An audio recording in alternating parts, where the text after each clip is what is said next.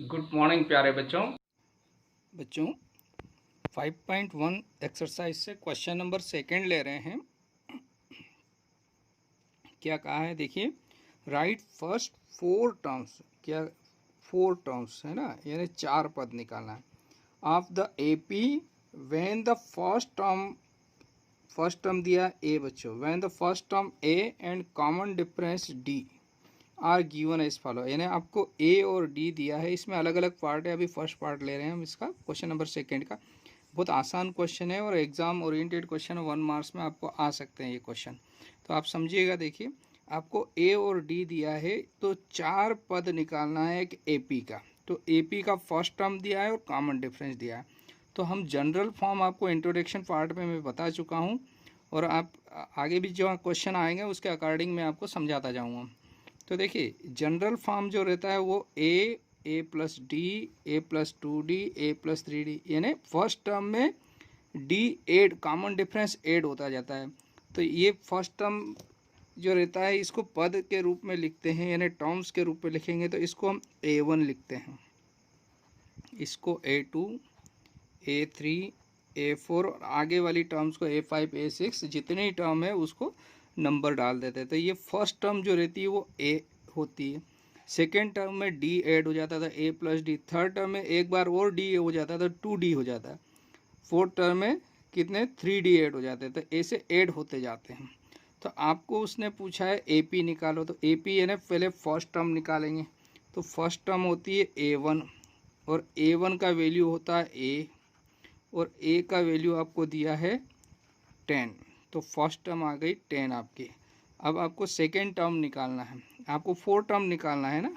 तो second term a2 होता है, और a2 को लिखते हैं बच्चों a plus D. a plus D होता है 10 प्लस a का वैल्यू 10 है और d का वैल्यू भी 10 दिया है ये। तो 10 प्लस 10 मतलब 20 हो गया, यानी सेकेंड टर्म आपको 20 मिल गई बच्चों। थर्ड टर्म निकाल रहे हैं a3। तो a3 होता है बच्चों a प्लस 2d, है ना। अब यहाँ से अभी आप क्वेश्चन करेंगे तो अपने आप आपको आ जाएगा, यानी जोन से नंबर की टर्म निकालना, जिस नंबर का पद निकालना है तो कॉमन डिफरेंस उससे एक कम रहता है। यानी a3 निकालना तो 2d रहेगा। अगर a10 बोला आपको तो a प्लस 9d लिखेंगे, है ना। और आपको फार्मूला भी मालूम है, a n equal to a plus n minus 1 into d होता है। वो जहाँ पर आएगा मैं आपको समझाता रहूँगा। a इज इक्वल टू हुआ बच्चों यहाँ पर 10, और 2 इंटू डी, तो 2 मल्टीप्लाई डी है 10, तो ये हो गया 10 और ये 20, यानी टोटल आ गया आपका 30। फिर a4, तो a प्लस 3d, है ना। तो यहाँ से आ जाएगा 10 प्लस 3 इंटू डी मतलब 10। तो 10 इंटू 30 हो गया, 30 प्लस 10 40। तो ये फोर टर्म्स हो गए। सो देयरफॉर क्या पूछा था उसने क्वेश्चन में, right first four terms of AP. So therefore क्या हो जाएगा, first four terms of AP such that क्या क्या हो जाएगी बच्चों। पहला हो गया 10, फिर 20, फिर 30 और फिर 40, और ये आपका रिक्वायर्ड आंसर हो गया बच्चों। यही उसने पूछा, चार पद लिखना है शुरू के। तो हमने ये 10, 20, 30, 40 ये एपी के फर्स्ट फोर टर्म्स हो गए। अब नेक्स्ट इसी का सेकंड पार्ट देखते हैं बच्चों। देखिए बच्चों, सेकंड वाले में क्या दिया, ए यानी फर्स्ट टर्म है -2 और कॉमन डिफरेंस है 0। तो अगर हम इसको टर्म्स के रूप में लिखते हैं बच्चों, तो ये कहलाता है आपका a1, ये a2, ये a3 और ये a4 एंड सो ऑन। ठीक है बच्चों। तो अकॉर्डिंग टू क्वेश्चन हमको फर्स्ट फोर टर्म्स निकालना है। तो a1 होता है बच्चों a, ठीक है ना। और a का वैल्यू कितना है आपके पास, -2। फिर आते हैं a2 होता है बच्चों a प्लस डी।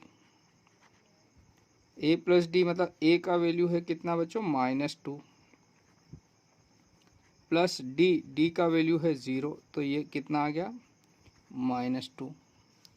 फिर A3 निकाला, A3 होता है A प्लस 2D, तो A का वैल्यू है बच्चों -2 प्लस 2 इंटू D का वैल्यू है 0, तो ये हो गया -2 प्लस 0 मतलब -2, यानी आपको थर्ड टर्म भी -2 आई, फर्स्ट भी -2, सेकेंड भी -2, थर्ड भी -2 है ना। अब फोर्थ टर्म निकालना है A4, तो A4 होगा A प्लस 3D, एक कम है ना, तो ये हो जाएगा -2 प्लस 3 इंटू डी का वैल्यू 0, -2 और 3 इंटू 0 0 हो गया, यानी -2। तो यहाँ पर जो AP मिला है आपको, तो यहाँ क्वेश्चन में पूछा था first four term, so therefore first 4 terms of an AP क्या हो जाएगी बच्चों, फर्स्ट टर्म है -2, सेकेंड भी -2, थर्ड भी -2 और फोर्थ भी -2। देखिए इनका जो डिफरेंस है वो सेम है ना बच्चों, इनका डिफरेंस 0 0 आ रहा है, इसलिए AP है। AP किसे कहते हैं, AP वो होती है जिनमें सभी पदों का आपस में डिफरेंस इक्वल हो, यानी कंजुगेटिव टर्म्स, यानी पहले दो पदों का डिफरेंस सेम होना चाहिए, दूसरे का भी सेम, थर्ड का भी सेम। तो सारे जो कंजुगेटिव टर्म्स है उनका डिफरेंस अगर सेम है तो वो AP होगी। प्यारे बच्चों, सेकंड का थर्ड क्वेश्चन ले रहे हैं। आपको फर्स्ट टर्म यानी A का वैल्यू दिया है 4 और कॉमन डिफरेंस दिया है -3। तो जनरल फॉर्म जो AP का रहता है वो क्या रहता है, A plus D, A plus 2D, A plus 3D, और इसको हम टर्म्स के रूप में लिखते हैं तो A1, A2, A3 और A4। आपको क्वेश्चन के अकॉर्डिंग फर्स्ट 4 टर्म्स निकालना है। तो फर्स्ट टर्म A1 जो रहता है वो कहलाता है A, और A का वैल्यू आपके पास है 4, तो ये फर्स्ट आंसर आ गया आपका। सेकेंड टर्म निकालना है A2, A2 होता है A प्लस D, है ना, तो A का वैल्यू कितना है 4 बच्चों, प्लस D का वैल्यू है -3।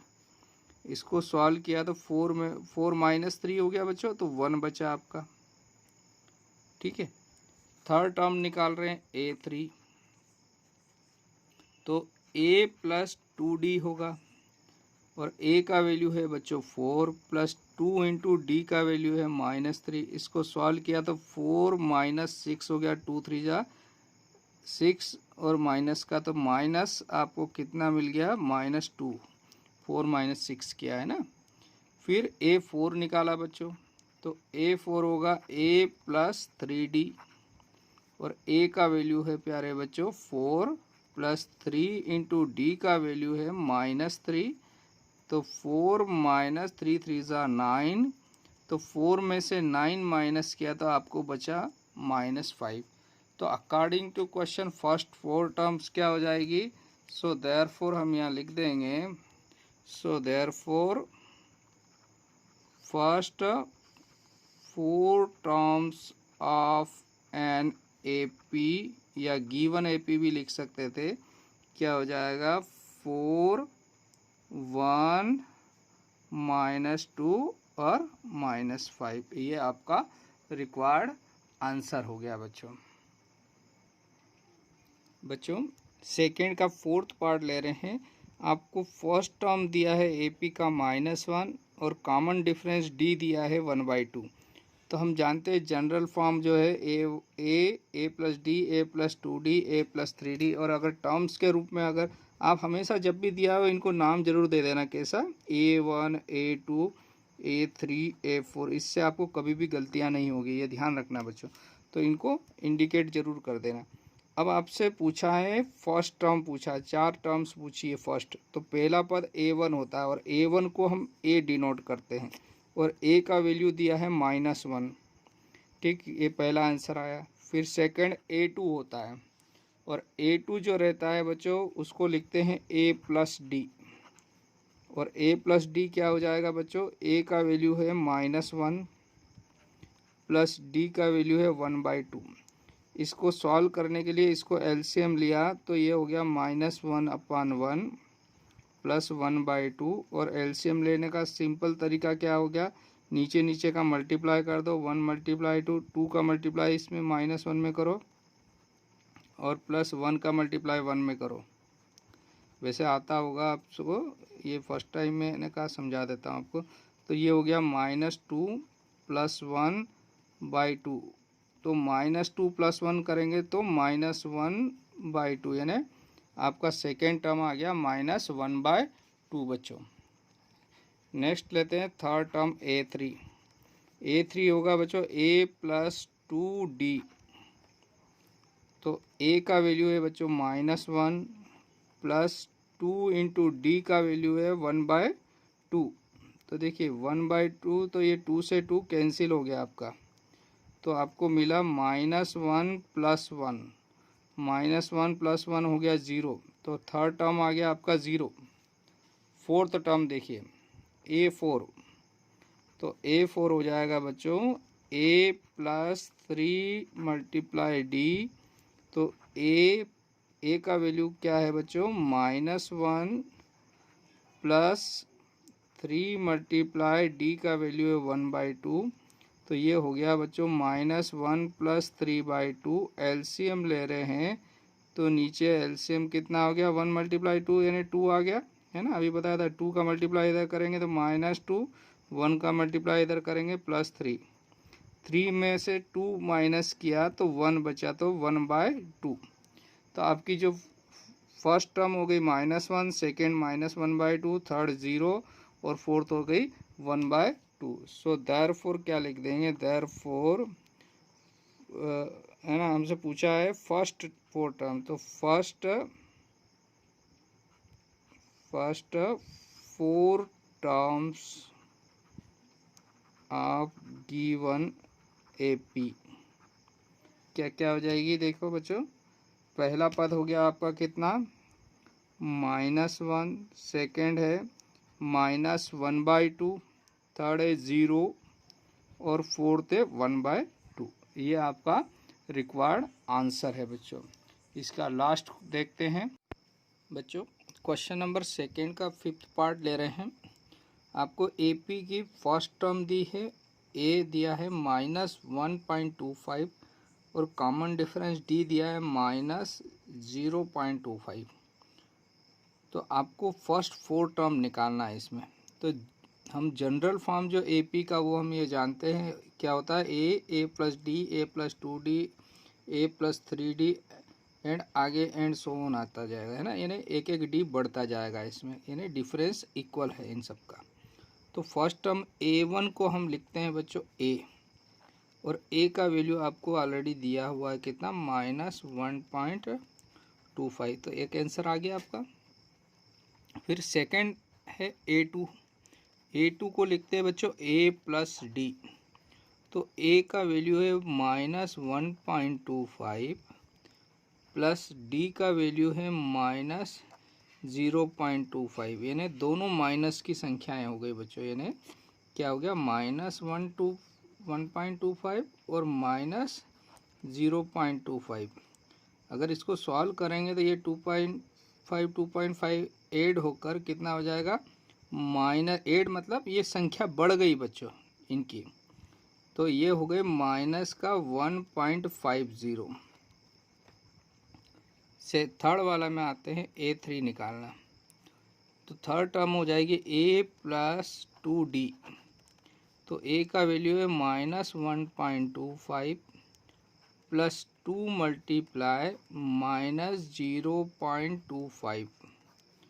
तो ये हुआ बच्चों -125। तो A तो ऐसा ही रहा और D में 2 का मल्टीप्लाई हुआ तो ये 0.50 हो गया है, तो और माइनस है तो -0.50। इन दोनों को अगर ऐड करेंगे तो आपको ऐड मीन्स ये संख्या बढ़ गई, है ना, दोनों माइनस के तो माइनस का ही साइन लगेगा और ये संख्या हो जाएगी 1.75 माइनस के। ये थर्ड टर्म आ गई। अब फोर्थ टर्म जो लास्ट आपसे पूछा फर्स्ट 4 टर्म, तो A + 3D। तो -1.25 A का वैल्यू है बच्चों 3 मल्टीप्लाई माइनस 0.25, ये ब्रैकेट में लिखना है बच्चों, ध्यान रखिएगा। तो यहाँ से आपको क्या मिलेगा, -1.25, ये 0.25 में 3 का मल्टीप्लाई करेंगे तो 0.75 हो जाएगा। ठीक है बच्चों, और ये भी माइनस है और ये भी माइनस का, तो ये संख्या बढ़ गई, इनकी बढ़ के कितनी हो गई, माइनस, ये 25 और 75, तो ये ना इंक्रीज हो गया। ये ना माइनस माइनस प्लस नहीं बोलना है, इनकी संख्या बढ़ गई माइनस वालों की, तो ये इसमें इंक्रीज होके ये 2 आ गया आंसर इसका, माइनस का 2। तो फर्स्ट 4 टर्म ऑफ AP क्या हो जाएगी, so therefore first 4 terms of given AP है ना, ये क्या हो जाएगी, फर्स्ट 4 टर्म, फर्स्ट टर्म हो गई -1.25, सेकेंड हो गया -1.50, थर्ड हो गया बच्चों -1.75 और फोर्थ है -2.00। ये आपकी फर्स्ट 4 टर्म्स है बच्चों। तो यहाँ पर क्वेश्चन नंबर 2 कंप्लीट होता है। Okay, thank you, have a nice day.